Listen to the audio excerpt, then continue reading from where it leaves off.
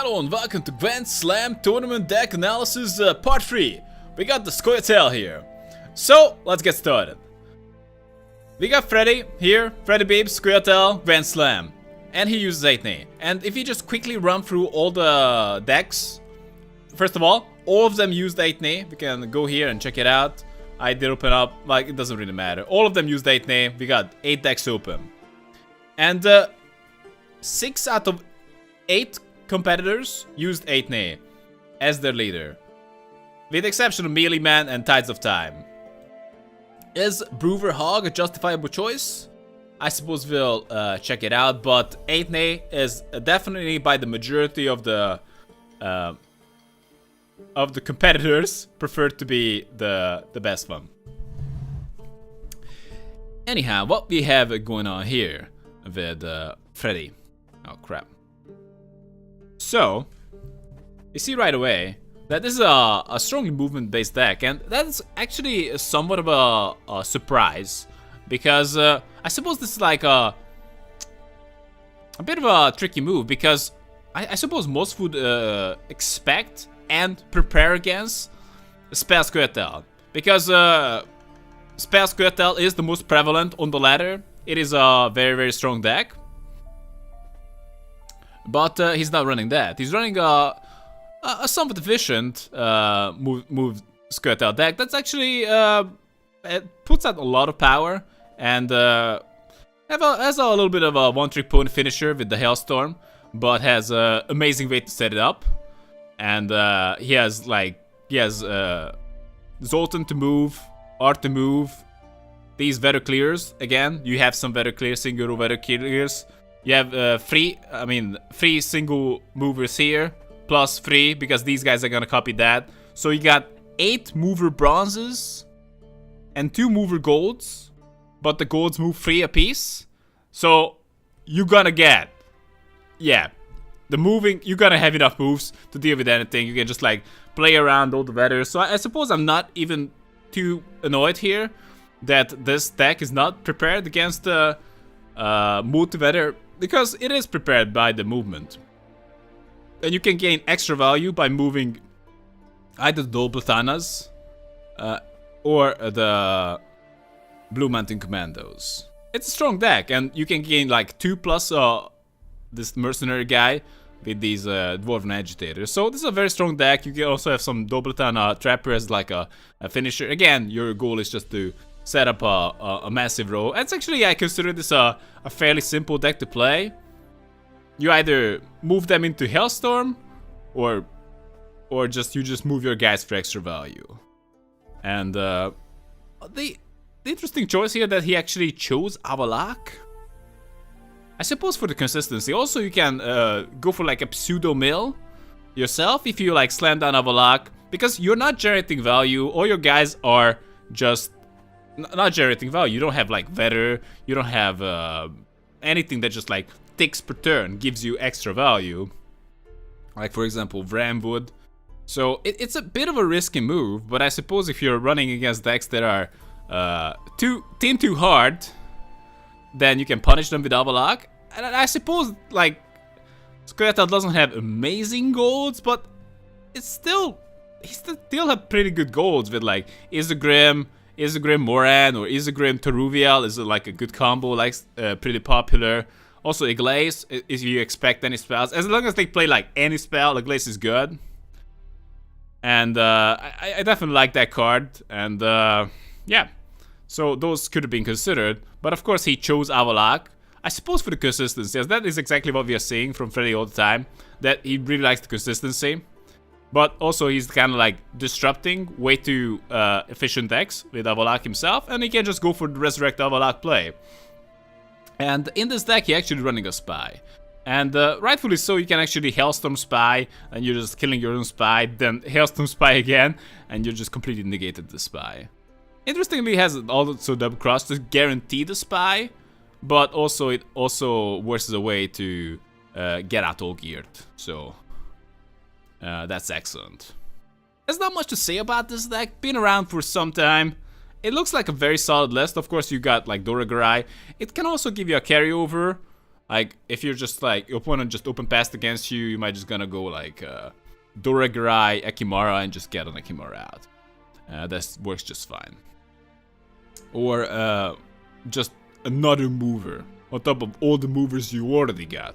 But it only works on the opponent, so gotta keep that in mind. This is a solid deck. I'm only like putting a big question mark on top of Avalak. Do you really want to use that card? Also, Renew might not be something that helps you out, because you also don't have any way to kill your own golds, from what I've seen. Well, okay. Doragraying your own gold. Doragurai Akimara your own gold. I suppose that could work. To make Renew a little bit better. But that move is actually a pretty weak one. You get like an 8-point silver. Like, well, because you get 2 for Doragurai and 6 for the Akimara. And you don't get any additional value. And you probably wouldn't do it unless it's like last round and you just gotta guarantee that you can have another gold ad. It's an interesting option that you should definitely consider, and definitely a lot better than a dead Renew. But it's not a particularly strong option. And I don't know. This deck works. I'm just kind of curious. Like, the casting that the decks Freddy expected to run into, like, this makes sense. But I'm not sure how he feels about it right now. Like, I like the deck. Like, it makes sense. It works. I faced it many times. It's a solid deck. Just Avalak. Like, as long as you, like, if you can shut down their value generation, it's gotta be pretty sick. But of course, this deck is all about just putting everything they ever have on the same row and double Hailstorming it. Like, that is just really hard to beat. And frankly, the best way to beat this deck is just to make sure that it's not a long round. Because in a long round, you're just gonna get savagely murdered. Even if it's not a long round, it's pretty bad. So yeah, actually you can just resurrect these movers as well, so to have even more movers. I don't know, looks good. I'm kind of glad to see it, to Renew, make it back into the game. It was at one point, it was a very, very popular card.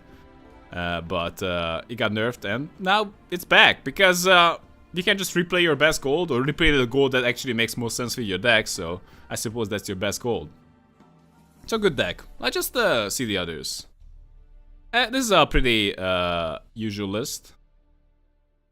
So again, you just play Alva Mercs, you tin your deck. This one actually has first lights in it, finally. And only 4 spells. Actually, like 5, 6 spells, sure. But Glaze, well, not Glaze.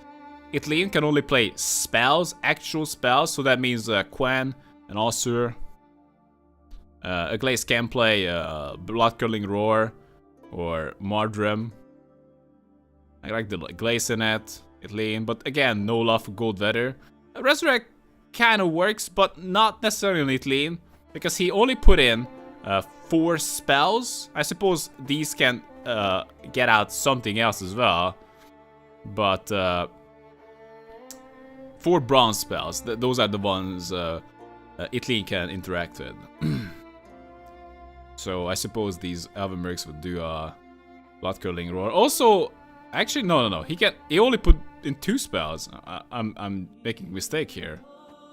Itleen can only interact with the Quen sign and the Altus Thunder, so I suppose you can resurrect some of these, but and again with the Akimara you can guarantee that you can eat the gold just to like replay it.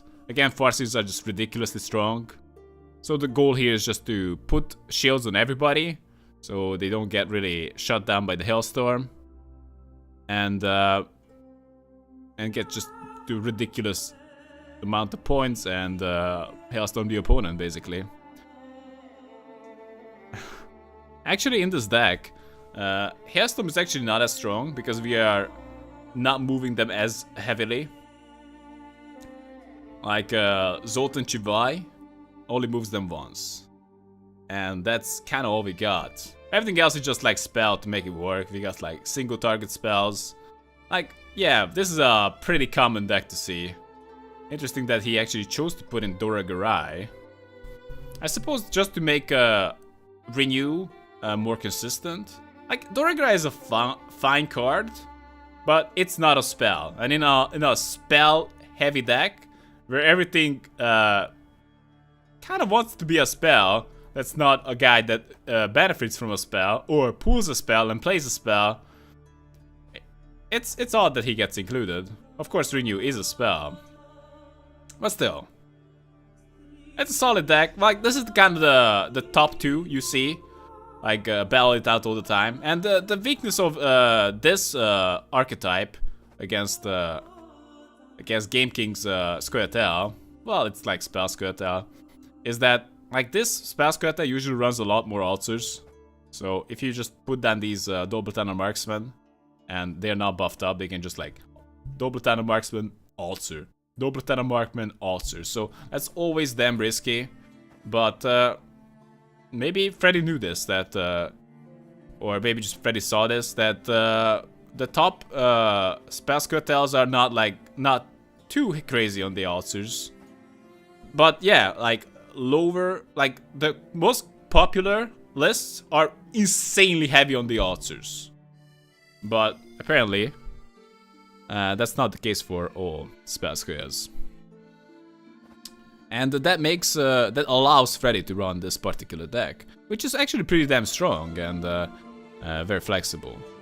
However, it's, the win condition is pretty predictable, because you always want to, like, move everything to the same row and delete it, and you can just, like, play around it yourself. But other than that, you just don't have insanely high power. So the power level is, like, okay, but, like, you can just delete the opponent. So it doesn't matter how strong your opponent is, you can delete him.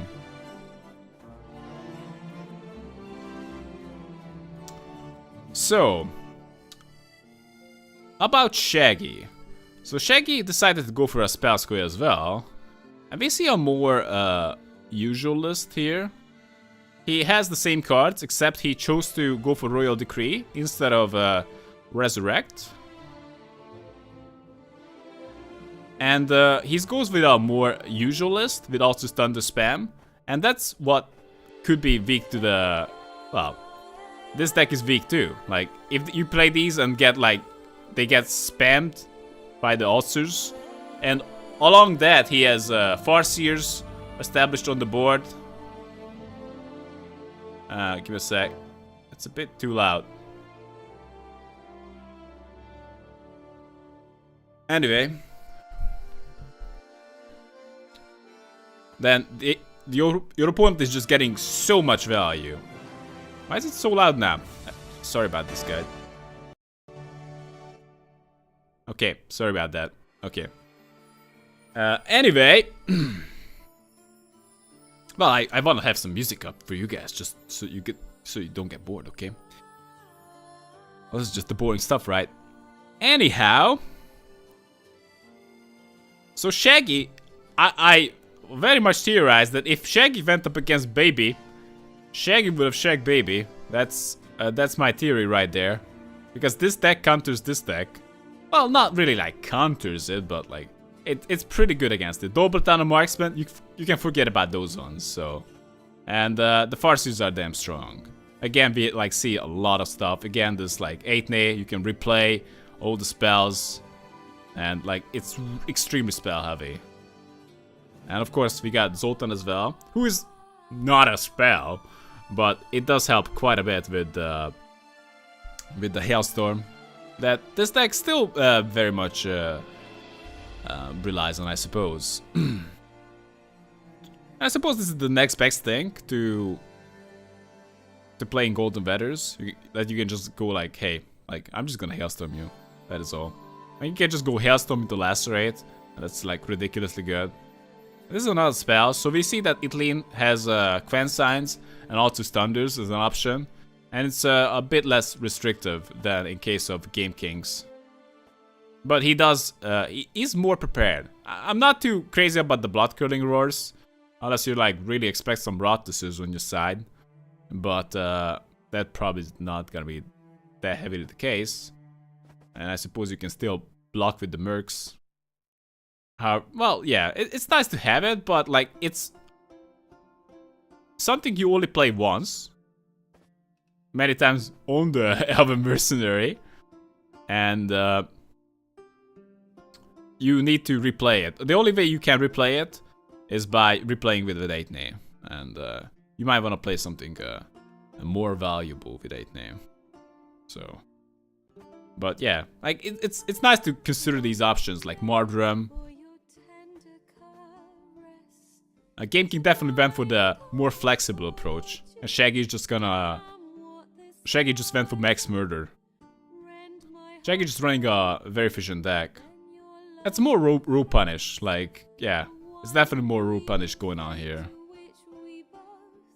But like these spell skill lists tend to be somewhat similar. But Freddy, like, it's just so much respect to Freddy that like he's running like move Scoia'tael. Like, I don't know. Like, this is the decks that I would expect to see. With also spam, with like forces on the board and like Dobratanas like ready to hit the board. Like, against those, playing the marksman is really bad. Because they're gonna get maximum ulcer value. I don't know. It worked out, I guess. Anyhow. But it's nice that he was definitely not basing it on nothing, because we see that in the grand final, Game King only had 1 laser, so he probably suspected that these spell squares are like branching out a little bit, and it's not gonna be like Alta City all day long. But I'm kind of curious what Melee Man was running. Very similar to, similar-ish to what Freddy was running. But this time with double weather. And, so it's a move Scoia. Again, weak to ulcers. A bunch of mover dwarfs. A bunch of commandos that gain bonus for getting moved. And setting up the massive hailstorm. That's basically it. Will we double golden weather? I'm not so sure I like that. Because in this deck, like, Hailstorm is your win condition. You can just, like, double Hailstorm them anyway. Like, why would you care about weather? Like, don't get me wrong, I like the double golden weathers. Well, I think the double golden weathers are strong. But not in a deck that tries to close in with double Hailstorm. So, I think this deck is a little bit less thought out, in my opinion. Because if you just put everything on the same row, let's just say like your opponent has like 120 points, and you halve it, then you halve it again, like, there's no way he's gonna win. Then you might as well just have something that just offset that. I suppose you can just move around your opponent as well to make sure that this weather is good. But again, I would rather see this as like, I don't know. I actually do not like the gold weathers here. I think this deck has conflicting win conditions. Or multiple weaker win conditions. But no, I like this, like, he has everything for the win condition. Just to make the Marigold Hailstorm work. So, what did he sacrifice to have the gold weathers as well? So no Resurrect, no Avalact. I suppose that's not a huge sacrifice, frankly. Those are actually questionable choices. I found in Freddy's deck. I suppose not a lot of Scoia'tael golds really promote this moving style. I suppose he could have considered like Isogrim plus Moran, that always works. Also Iglace. And I suppose he doesn't have anything else to really play early. But you don't really want to like slam down. I don't know. This could be okay. But maybe I would like more value generation then. I really think that in this particular type of deck, like, yeah, you don't have too much else to put in. But like, making everyone go in the same row and blowing them up is kind of your win condition. And I suppose that's what kind of Freddy went for, so he can just do that, like, most definitely can do that. Again, like these decks were like these matches were pretty damn close, and I guess it could have been anybody's game. I suppose if it was a more very heavy meta, then I suppose yeah, I mean Freddy and Game King would have been more punished because they were actually somewhat light on the weather clears, and we did see that many of the quarterfinalists were actually packing a lot more weather clears to deal with what was actually not coming. The golden weather was actually not that popular. And partially because you actually need to play on like 3 rows, and when you like do that, like golden weather is extremely strong, but I suppose the smart cookies like to play around it.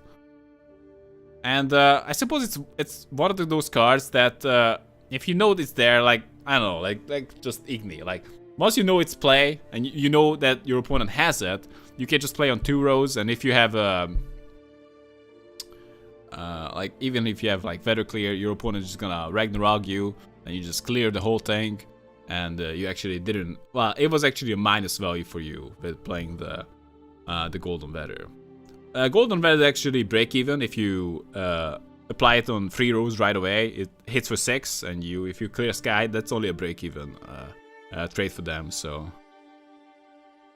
and if they don't clear it and they play it on all the rows, they are dead. So yeah, that's about it. I don't know.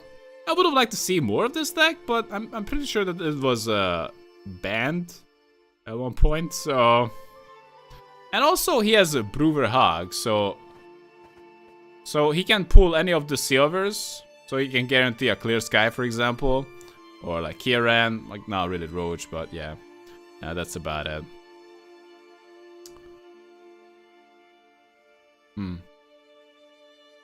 So it's like a movement deck that like try to not completely go crazy with the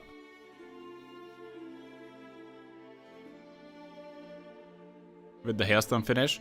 And the reason why I do not like this deck ultimately is that you cannot make these cards the key of your strategy. I do have decks where they play a key role.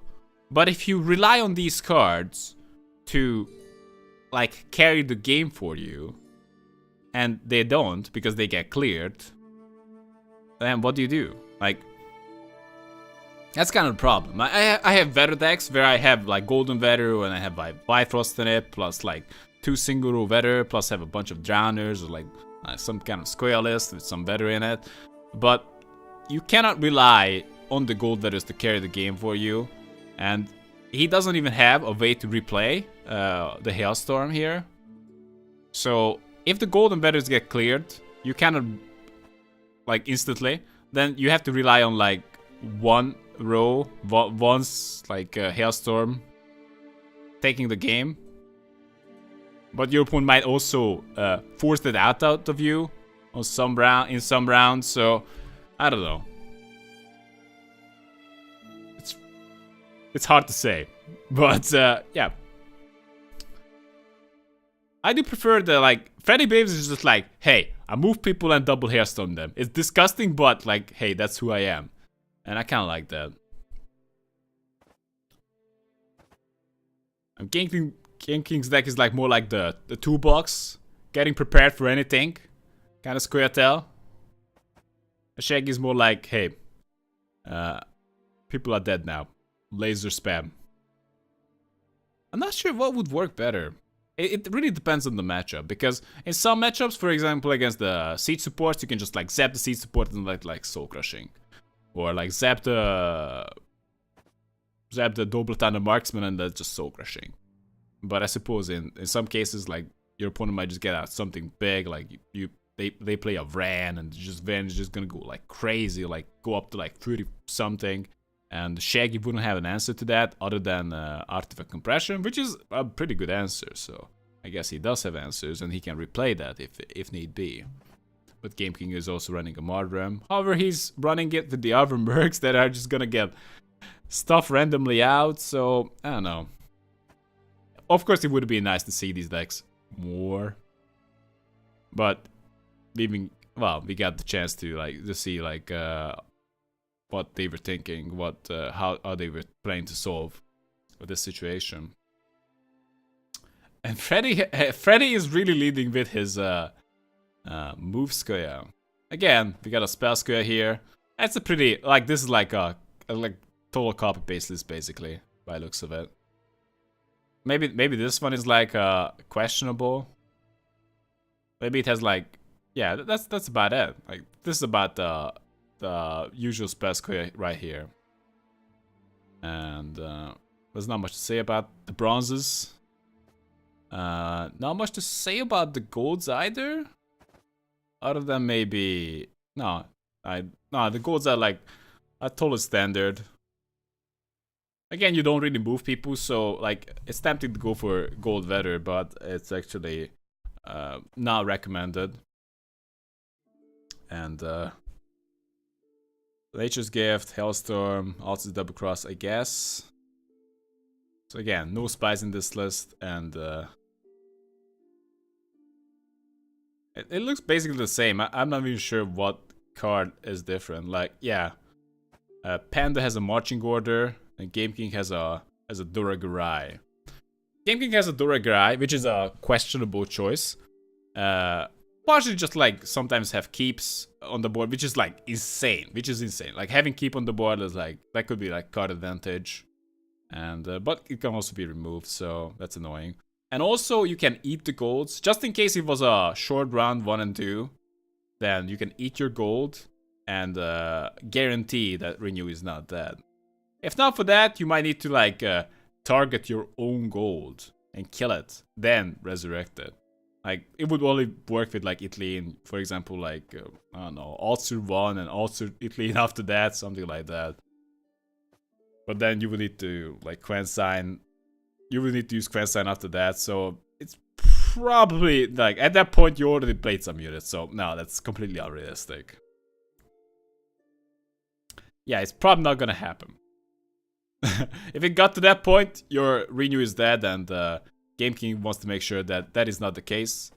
Panda just went for more efficiency with the marching orders, and I guess that's a fine choice. Actually, is like, it's comparable to Shaggy's list. Actually, it's not exactly the same, is it? No. Shaggy actually has a Royal Decree in it, and I actually prefer that option. Because the spell square has, we can just count. So that's 3 deck thinning, 4 potential.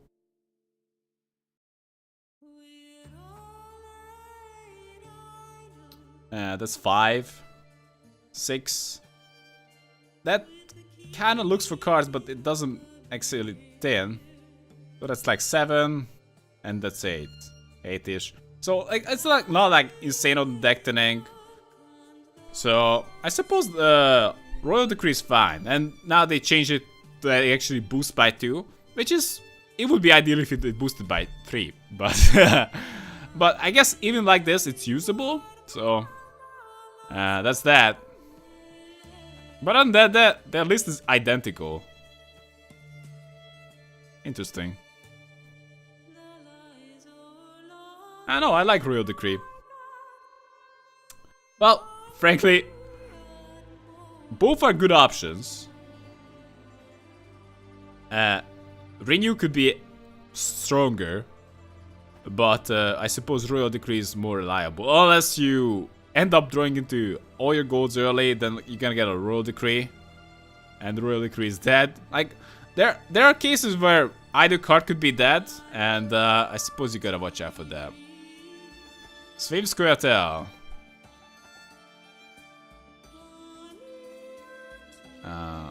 Can we just move it like that? So it has the same bronze units in it. It has one less Altsur for a Marjoram, and that's all the changes that was made to the bronze line. And a Manticore Venom instead of whatever that is. Last Fish. Last Fish looks for cards, so that's actually pretty damn handy. Looks like no Last Fish, and it's the Manticore Venom. And again, Royal Decree, so it's definitely not a one-off, like, funny choice from Shaggy, but it's actually a legit choice. So these decks are pretty damn similar. Well, I'm not so sure about the Manticore Venom, but I guess you can replay that and just like hit people for like a lot of points. But do you really want to take out someone that's just like ridiculously big? I suppose this is a way to take out, I don't know, something that would like super high points, but like still gonna gain more points. Like it's a solid card. Like doing 12 damage is like pretty good. Along with it's a spell, so it actually just triggers the other guys. So it's a good card. Maybe it makes more sense than Last Fish. That just like kind of thins your deck. I kind of like Swim's take on it. So, of course, it's like the question can be asked, like, which one is the better deck? The answer to that is depends on the meta and the matchup. So that's about it.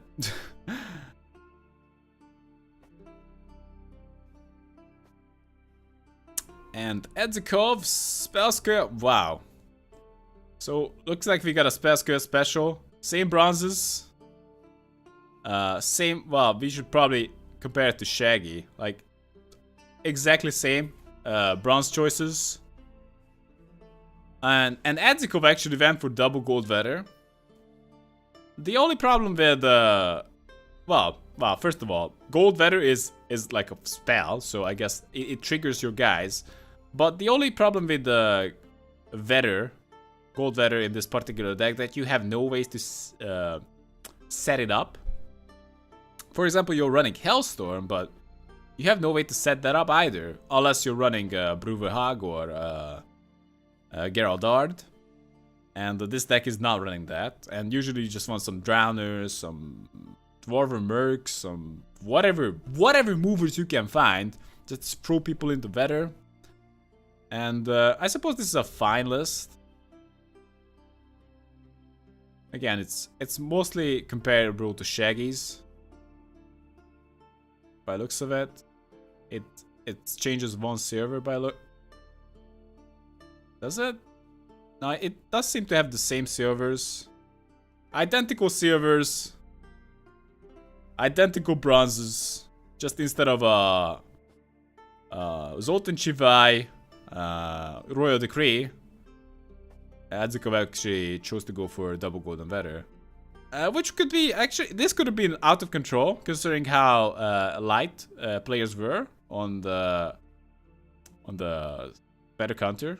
But I suppose you don't need a lot of vetter counter, because we see that like he actually packing one first light, and that could have been perfectly enough, because this could be in a dead giveaway that maybe golden vetter is not going to be that popular, because he can just play on Elvenberg first light, and damn, golden vetter is gone, and he can just like, yeah, in a way, like in this deck you're kind of forced to 8 first light again if you want to clear it again, but like, yeah.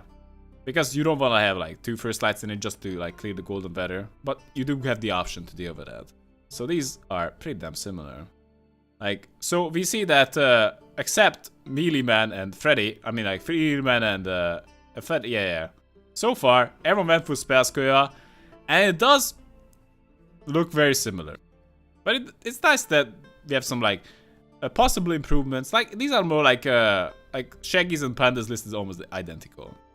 And Tides went for some Mahakam action with vetter. Actually, this would be pretty good if, well, I wouldn't say pretty good if only if also affected your side. But it's a weird deck. I don't know. So this is Brewer again. This is the second Brewer in the tourney. It's some carryover. Buff the Brewers. Move the Brewers. And actually this is unusual that a deck runs multiple types of guards, dwarves with the agitator, because it's gonna make agitator pretty random to what it's gonna get, and it's gonna be a lot harder to get Mahakam Marauder value from it. I tried decks like this, it didn't work so well. And I believe even if you refine it better, it's not gonna work so well. Again, it doesn't make too much sense to go for gold vetter. You have some movers, but like it's like your win condition is a little bit conflicting here. So that's what I think. Of course, you have some mover with Hailstorm and Avalak. Avalak is like a bit hopeful at this point because you want to extend the round, but that only makes sense if you're actually ticking them with Weather. And they might be generating their own value as well. But are you gonna be ticking them with Weather? Probably not. So I think that's it. There are many takes on Scoia'tael, but like we see that at least like 20 plus cards are basically pretty solid. And if you want to go for Scoia'tael, you can get started with either of these decks, frankly. Shaggy's Pandas looks okay. Svi made some good options as well. I won't really get started with the Edzikovs. So Svi, Panda, Shaggy, Game King. Game King is more like he went for a more flexible approach. I can't say I know too much about this, but yeah, it looks fine. He added in Doragurai just to make sure that well, it's a fine card by itself, but like it also kind of makes sure that Resurrect is not gonna be dead. That kind of makes Resurrect a little bit better. But the problem is, in this particular deck, because Italy only has 2 targets, if you use it up, then you gotta go with Zoltan Chivai or Eglaze. So, and Eglaze is a strong card, and I'm glad to see that it actually saw play in many decks. Except Freddy's. But yeah, I'm not really sold on Freddy's deck in this scenario. I don't really have the stats in front of me, how he did with his Scoia'tael, but I guess he was doing fine. It's a good deck, but like it should be like disfavored against the Scoia'taels. Anyway, well played to everybody here, and we see that Scoia'tael is mostly thought to be pretty damn good. And Freddy went with something else. And I think, well, we might say that like Scoia'tael can punish this deck with a bunch of altars. And Freddy might have believed that Scoia'tael is gonna be more tech-based, like the one Game King brought. So, for example, if the Scoia'tael just brings one altar, then like, hey, you're totally fine bringing Move Scoia'tael if you think this is gonna be better.